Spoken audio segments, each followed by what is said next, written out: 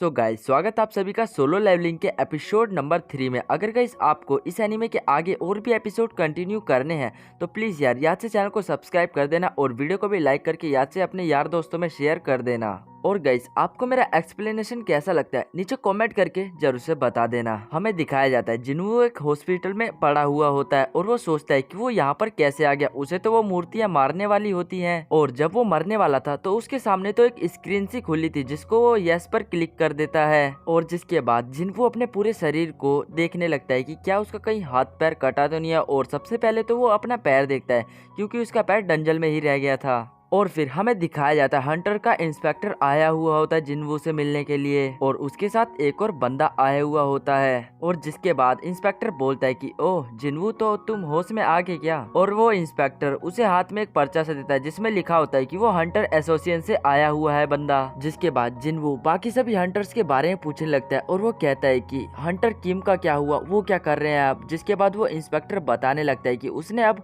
Hunter की job छोड़ दिया। अब वो कह रहा है कि मैं अपनी फैमिली के साथ रहूंगा, मैं नहीं कर सकता ये हंटर की जॉब। और कई समय दिखाया जाता है उस हंटर का हाथ अभी भी कटा हुआ होता है। और फिर जिन्वू जूही के बारे में पूछ रहा होता है और फिर वो इंस्पेक्टर बताता है कि जूही भी काफी ज्यादा डरी और सहमी हुई है और उसे अभी हॉस्पिटल जाने की जरूरत है, इसलिए वो बार बार हॉस्पिटल जा रही है। और जिन्वू सोचने लगता है कि सभी लोग डंजल से आने के बाद काफी ज्यादा डरे हुए हैं। और जिसके बाद जिन्वू उस मंजर को फिर से रिमाइंड करने लगता है और उसे बार बार गॉड का हंसता हुआ फेस याद आ रहा होता है। जिन्वू उस इंस्पेक्टर से पूछता है कि मैं यहाँ पर आया कैसे और मुझे यहाँ पर कितने दिन हो गए। जिसके बाद वो इंस्पेक्टर बताता है कि यहाँ पर तुम्हें कम से कम 3 दिन तो हो गए हैं और हमें जैसे ही पता चला कि तुम उस डंजल से बाहर निकल चुके हो, हम अपनी टीम को लेकर फौरन तुम्हारे पास पहुंच गए भागते भागते। और जब हम उस गुफा में पहुंचे तो हमने देखा कि तुम सामने हमारे बिल्कुल अधमरे से पड़े हुए हो। और जिसके बाद हमने तुम्हें लाकर इस हॉस्पिटल में एडमिट कर दिया। और इंस्पेक्टर बोलता है कि जिन्वू, मैं यहाँ पर इसलिए आया हूँ ताकि मैं तुम्हारी मैजिक पावर को टेस्ट कर सकूं कि तुम्हारा स्कोर कितना आ रहा है। अब इंस्पेक्टर के बगल वाला बंदा उस मशीन को निकालता है और जिन्वू उस मशीन पर अपना हाथ रखता है और जिसके बाद जो उसका स्कोर है वो पूरा काउंट होने लगता है। और फिर हमें दिखाया जाता है जिन्वू का मैजिक स्कोर तो सिर्फ 10 का ही है। अगर हंटर एसोसिएशन में जाने के लिए 70 तो स्कोर होना चाहिए कम से कम। इंस्पेक्टर बोलते हैं देखो जिन्वू, मुझे तुमसे ये तो उम्मीद नहीं थी। इतना कहकर वो अपने बंदे के साथ वहाँ से जाने लगते हैं। और जिसके बाद जिन्वू बैठे बैठे कुछ सोचने लगता है और वो कहता है कि ये क्या हो रहा है मेरे साथ। और फिर से जिन्वू के सामने एक स्क्रीन आती है और फिर उस स्क्रीन द्वारा जिन्वू को बताया जाता है कि उसके लिए कोई मैसेज आया हुआ है। लेकिन जिन्वू अपने पिछले एपिसोड में चल जाता है और वो सोचने लगता है कि कैसे उसके सामने रिमाइंडिंग स्क्रीन आई थी और उसके पास सिर्फ 2 ही सेकंड बचे थे। अगर वो ऐसा नहीं करता तो वो शायद मर जाता। जिसके बाद सीन चेंज हो जाता है, जिन्वू की बहन जिना आ जाती है जिन्वू के पास। जिसके बाद जिना भाई से बोलती है कि देखो जिन्वू भाई, अगर आपका ऐसे ही चलता रहा तो मैं अपनी कोई जॉब पकड़ लूंगी और अपनी पढ़ाई को बीच में ही स्किप कर दूंगी। वैसे मुझे खुशी तो है कि आप जिंदा हैं, वरना आप तो जिन भी मिशन पे गए हैं मेरी तो नाक कटवा के आए हैं और वैसे भी आपकी तो बिल्कुल ही लो रैंक है। जिसके बाद जिन्वू अपनी सिस्टर से पूछता है कि क्या तुम्हें मेरे सामने कोई स्क्रीन नजर आ रही है। जिसके बाद जिना बोलती है कि नहीं तो मुझे तो कुछ भी दिखाई नहीं दे रहा। यानी गाइस, इसका मतलब जो जिन्वू को स्क्रीन दिखाई दे रही है वो सिर्फ उसी को ही दिखाएगी, अदरवाइज किसी को भी नहीं दिखाई देगी। और फिर जिसके बाद जिन्वू के सामने एक स्क्रीन खुलती है और उसमें लिखा होता है कि आपको डेली टेस्ट पास करना होगा, अगर आप ऐसा नहीं करते हो तो। सीन चेंज होता है, हमें दिखाया जाता है जिन्वू की सिस्टर बोलते है कि बाय भैया, मैं अभी जा रही हूँ, मेरी फ्रेंड मेरा बाहर वेट करती है। और वो अपने फ्रेंड को बोलती है कि चलो अब जल्दी यहाँ से चलते हैं। और फिर हमें दिखाया जाता है जिन्वू के सामने नोटिफिकेशन ही खुल जाते हैं तरह तरह के और उसमें लिखा होता है कि अगर तुम इन मिशन को कंप्लीट नहीं करते हो तो तुम्हारे ऊपर प्लेंटी लगाई जाएगी। प्लेंटी इस चीज की तुम्हें सजा दी जाएगी। और गाइस, जिन्वू का टेस्ट इस चीज का लिया जाएगा, उसे दौड़ाया जाएगा 10 किलोमीटर तक, रनिंग कराई जाएगी 100 मीटर तक और पुशअप्स वगैरह भी लगवाए जाएंगे। और जिन्वू अगर ऐसा नहीं करता है तो उसके साथ बहुत बुरा हो सकता है। लेकिन जिन्वू को ये सब मजाक लग रहा होता है और वो इन सब बातों को मजाक में लेकर सो जाता है। सीन चेंज होता है, हमें सिटी का सीन दिखाया जाता है जहाँ पे कुछ गाड़ियां वगैरह जा रही होती है। लेकिन हमें दिखाया जाता है वहाँ पे बीच रास्ते में एक पोर्टल खुल जाता है और उस पोर्टल्स के बाहर पुलिस कर्मियों को लगा दिया जाता है ताकि कोई भी बंदा इस पोर्टल के अंदर ना जा पाए सिवाय हंटर्स के अलावा। और वहाँ पर तरह तरह की बातें हो रही होती है पब्लिक के बीचों में। लेकिन भाई जिन्वू तो अपना आराम से बिस्तर पर पड़ा हुआ होता है। जिसके बाद जिन्वू के सामने एक स्क्रीन खुलती है और उस स्क्रीन में लिखा होता है कि देखो, तुमने अपने टेस्ट को कंप्लीट नहीं करा तो अब तुम इसका अंजाम खुद भुगतो। और वो एक खाली जगह पर आ जाता है जहाँ पर पहाड़ वगैरह होते हैं और मौसम पूरा लाल होता है। और जिन्वू ये सब चीज देखकर काफी ज्यादा हैरान हो जाता है और वो कहता है कि यार ये मैं कहाँ पर आ गया।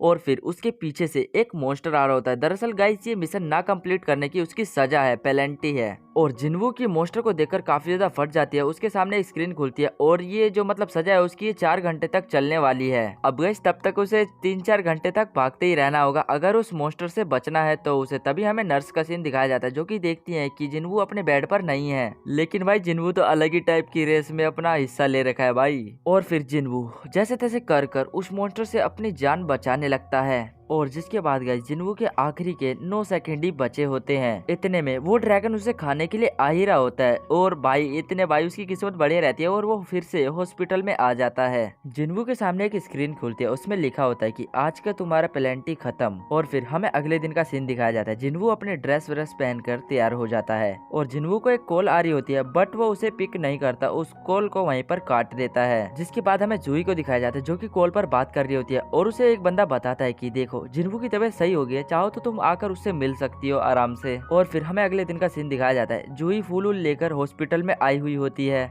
और जूही खिड़की के नीचे देखती है कि जिन्वू तो नीचे दौड़ लगा रहा है और जिन्वू एक टेबल पर बैठा हुआ होता है दौड़ लगाकर। और वो कहता है कि आज का मिशन तो मेरा पूरा हुआ। जिसके बाद जिन्वू के सामने स्क्रीन खुलती है और वो स्क्रीन बता रही होती है कि उसने आज का मिशन कंप्लीट कर लिया है। और जिसको देखकर वो थोड़ा खुश हो जाता है। सीन चेंज होता है, हमें दिखाया जाता है जिन्वू अपने बेड पर बैठकर एप्पल खा रहा होता है और उसके सामने स्क्रीन खुलती है और स्क्रीन द्वारा उसे एक चाबी दी जाती है पोर्टल की। वहीं दूसरी तरफ होटाको मेट्रो स्टेशन पे एक पोर्टल खुला हुआ था जो कि हर एक न्यूज चैनल पर दिखाया जा रहा था कि यहाँ पर डंजल यानी पोर्टल खुल चुके हैं। वहीं दूसरी तरफ हमें जिन्वू को दिखाया जाता है जो कि अपनी मदर से मिलने के लिए आया होता है और वो अपने 4 साल पहले के सीन को याद करने लगता है कि कैसे उसकी बहन स्कूल से पढ़कर आई होती है। और जिना अपनी माँ को बीमार देख थोड़ी शॉक्ड रह जाती है और जिन्वू उसे कहता है कि मोम को डॉक्टर के पास ले आना होगा। डॉक्टर बोलता है कि तुम्हारी माँ अब कोमा में चली गई है, तो जब तक ये कोमा में रहती हैं तब तक तो इन्हें बेड पर ही लेटे रहना होगा। अब पता नहीं कब इनका होश आएगा। और जिसके बाद हमें दिखाया जाता है जिन्वू अपने डेली मिशंस को कंप्लीट कर रहा होता है। वो डेली पुशअप लगाता है और दौड़ने के लिए बाहर जाता है। पुशअप लगाते समय जिन्वू याद करता है कि कैसे वो एक लेबर का काम किया करता था और वो कैसे धीरे धीरे कर हंटर के रूप में यहाँ पर आया। और वो अपने हंटर्स के हर एक मिसल्स को रियलाइज करने लगता है कि कैसे वो कितना कमजोर पड़ जाता था बीच बीच में। जिसके बाद सीन चेंज हो जाता है, हमें हटाओ का स्टेशन दिखाया जाता है, मेट्रो स्टेशन। और वहाँ पर उस स्टेशन पर जिन्वू खड़ा हुआ होता है और वो उस चाबी को निकालने लगता है जो उसे थोड़ी देर पहले उस स्क्रीन ने दी थी लाकर। और उसके सामने एक लॉकर सा आता है और वो उस चाबी को उस लॉकर में फिट कर देता है। जिसके बाद वहाँ पे उसके मतलब जो भाई पोर्टल टाइप का खुल जाता है उसके सामने। और फिर जिन्वू उस पोर्टल के अंदर घुसने लगता है। जिन्वू देखता है कि उस स्टेशन पे उसके बगल से लोग आ जा सकते हैं लेकिन वो उनके पास नहीं जा सकता और सिर्फ उसके पास एक रास्ता बचा होता है जो कि जीना अंदर के रास्ते से जा रहा होता है। अब गाइस जिन्वू ना ही तो बाहर जा सकता, अब उसके पास सिर्फ एक ही रास्ता है और वो उस रास्ते को डिसाइड करता है और अपने चाकू की तरफ देखता है और फिर उस रास्ते को एक और बार घूमकर देखता है और फिर वो वहां से बढ़ने लगता है आगे की तरफ। जिसके बाद जिन्वू मतलब एक भयानक जगह में आ जाता है जहाँ पर दुकानों के शटर बंद होते हैं। तभी उसकी नजर एक मॉन्स्टर पर जाती है। वैसे तो इन मॉन्स्टर्स को गोब्लिन भी कहा जाता है जो कि दिखने में काफी ज्यादा भयानक दिख रहे होते हैं।